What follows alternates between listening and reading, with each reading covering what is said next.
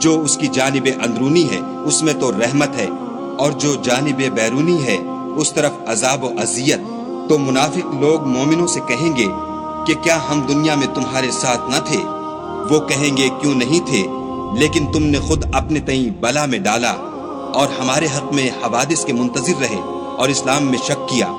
اور لا طائل آرزوؤں نے تم کو دھوکہ دیا، یہاں تک کہ خدا کا حکم آ پہنچا اور خدا کے بارے میں تم کو شیطان دغاباز دغا دیتا رہا۔ تو آج تم سے معاوضہ نہیں لیا جائے گا اور نہ وہ کافروں ہی سے قبول کیا جائے گا۔ تم سب کا ٹھکانہ دوزخ ہے کہ وہی تمہارے لائق ہے اور وہ بری جگہ ہے۔ کیا ابھی تک مومنوں کے لیے اس کا وقت نہیں آیا کہ خدا کی یاد کرنے کے وقت اور قرآن جو خدائے برحق کی طرف سے نازل ہوا ہے اس کے سننے کے وقت ان کے دل نرم ہو جائیں اور وہ ان لوگوں کی طرح نہ ہو جائیں جن کو ان سے پہلے کتابیں دی گئی تھیں، پھر ان پر زمان طویل گزر گیا تو ان کے دل سخت ہو گئے اور ان میں سے